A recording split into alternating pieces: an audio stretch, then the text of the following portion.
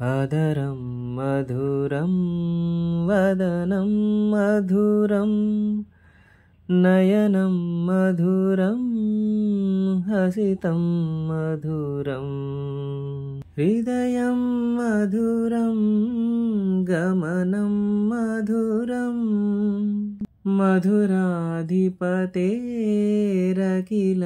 మధురం వచనం మధురం చరితం మధురం. ఇలా ఈ పాటలో చెప్పినట్లు శ్రీకృష్ణ భగవానునికి చెందిన ప్రతిదీ మధురమే. రూపం, మాట, నడక, లీల ప్రతిదీ శ్రీకృష్ణుని అర్థించడానికి కారణాలు ఎన్నెన్నో. ఒకరికి ఆయన చెప్పిన గీత నచ్చితే ఇంకొకరికి తను చేసిన లీలలు నచ్చుతాయి. ఏం చెప్పినా ఏం చేసినా మానవాళికి ఏదో సందేశం ఇస్తూ ఉండే ఆ కిట్టయ్యకు సంబంధించిన విశేషాలను చెప్పుకుందాం. శ్రీకృష్ణ సందేశం. శ్రీకృష్ణుని వర్ణించడం ఎవరి తరమూ కాదు. ఎంతోమంది మునులు, మహర్షులు, బ్రహ్మర్షులు కూడా దర్శింపశక్యం కాని శ్రీకృష్ణ తత్వం అర్థం చేసుకోవడానికి ప్రయత్నించడమే తప్ప సంపూర్ణ అవగాహన ఎవ్వరికీ సాధ్యం కాదు. జన్మ వృత్తాంతం. శ్రీకృష్ణ జననం గురించి కొత్తగా చెప్పేదేముంది? ఆయనే చెప్పినట్లు ధర్మం బాధింపబడి ఓడింపబడుతున్నప్పుడు ధర్మాన్ని గెలిపించి సజ్జనులను రక్షించ అవతారం ఎత్తుతానని చెప్పినాడు కదా.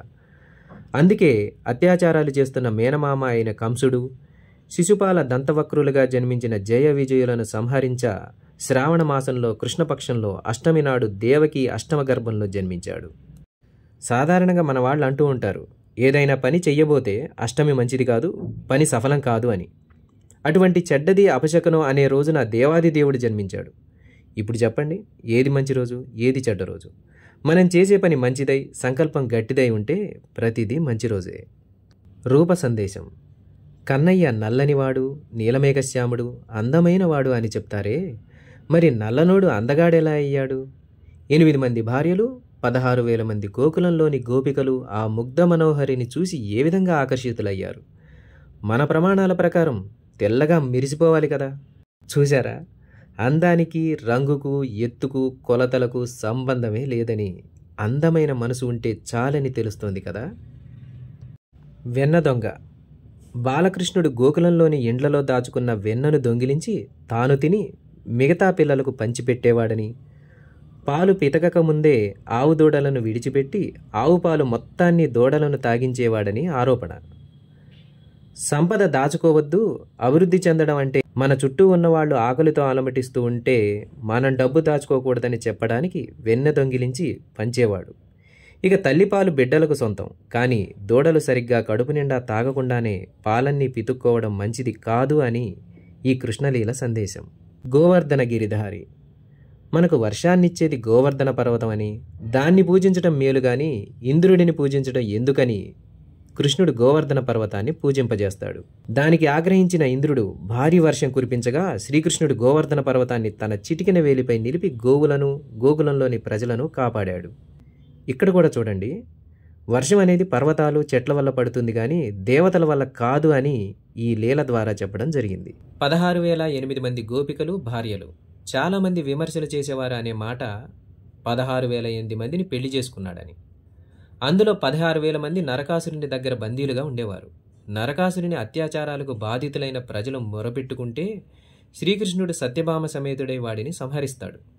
అప్పుడు విడుదలైన 16,000 మందిని వారి తల్లిదండ్రులు, బంధువులు నిరాకరించగా వారికి సమాజంలో గౌరవం కల్పించి ఆ 16,000 మందిని భార్యలుగా స్వీకరించాడు. అలా స్త్రీని గౌరవించడమే ప్రేమ అని సందేశం ఇచ్చిన ప్రేమ స్వరూపుడు శ్రీకృష్ణుడు. ధర్మ సంస్థాపన. శ్రీకృష్ణుని ధర్మం శ్రీరాముని ధర్మం కంటే వేరైనది. దానికి యుగ స్వభావం, అవతార స్వభావం కారణం. ధర్మం కాపాడడానికి ధర్మబద్ధంగానే జీవించాలి అని శ్రీరామ ధర్మం. ధర్మాన్ని కాపాడడం ముఖ్యం, ఏం చేసైనా ధర్మాన్ని కాపాడాలి. వంచన ద్వారా ధర్మాన్ని కాపాడగలిగితే ఆ వంచన కూడా ధర్మమే అంటాడు శ్రీకృష్ణ పరమాత్మ. దీనినే ఆపద్ధర్మం అంటారు. కర్మ సిద్ధాంతం. భూమి మీద పుట్టిన జీవి తన కర్మను అంటే చేసిన పనిని బట్టి ఫలితం అనుభవిస్తాడు అనేది కర్మ సిద్ధాంతం. త్రేతాయుగంలో ఒక జంతువు అయిన వాలిని చెట్టుచాటు నుండి సంహరించిన వాడు శ్రీరాముడు. అది సరైనదే కానీ కర్మను బట్టి శ్రీకృష్ణావతారంలో అదే విధంగా చాటు నుంచి వేసిన వేటగాడి బాణానికి శ్రీకృష్ణుడు అవతారం చాలించాడు. ఇదే కర్మ సిద్ధాంతం. కర్మకు సాక్షాత్తు భగవంతుడు కూడా బద్ధుడే అని దీని సందేశం.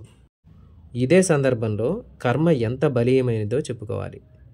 త్రేతాయుగంలో శ్రీరాముడి సహాయంతో సుగ్రీవుడి చేతిలో వాలి మరణించాడు. అంటే సూర్యుడి వరప్రసాది చేతిలో ఇంద్ర వరప్రసాది మరణించాడు.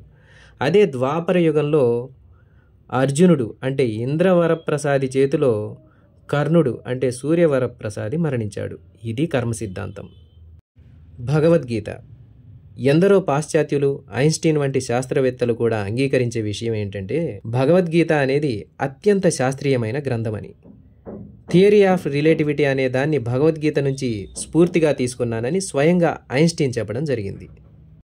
దీనికి ఒక ఉదాహరణ, అందరూ నా బంధువులే, అటువంటి వాళ్లను చంపలేను అన్న అర్జునుడితో ఆత్మకు చావు లేదు, చినిగిపోయిన వస్త్రాన్ని తొలగించి కొత్త వస్త్రాన్ని ధరించినట్లు ఆత్మ కూడా పాత శరీరాన్ని వదిలి కొత్త శరీరంలోకి వెళుతుంది, ఆత్మ కాలిపోదు, నీటిలో తడవదు, బాణం చేత ఛేదింపబడదు, అటువంటప్పుడు నువ్వు ఎలా చంపుతావని కృష్ణుడు చెప్తాడు. మరి ఇదే కదా శక్తి నిత్యత్వ నియమం అంటే. ఆత్మ ఒక రూపాన్ని వదిలి ఇంకొక రూపాన్ని తీసుకుంటుంది, అంతేగాని ఆత్మకి చావు లేదు. ఇక చివరగా మన గ్రంథాలను కథలుగానే చదివితే అవి పుక్కిటి పురాణాలుగా, కట్టుకథలుగా తోస్తాయి. కానీ వాటిని లోపాలు వెతకడానికి కాకుండా మంచిని తెలుసుకోవడానికి, ధర్మ సూక్ష్మాలు తెలుసుకోవడానికి ప్రయత్నిస్తే అవి పవిత్ర గ్రంథాలుగా తోస్తాయి. జై శ్రీకృష్ణ. సర్వం శ్రీకృష్ణ చరణారవిందార్పణమస్తు. ధన్యవాదములు.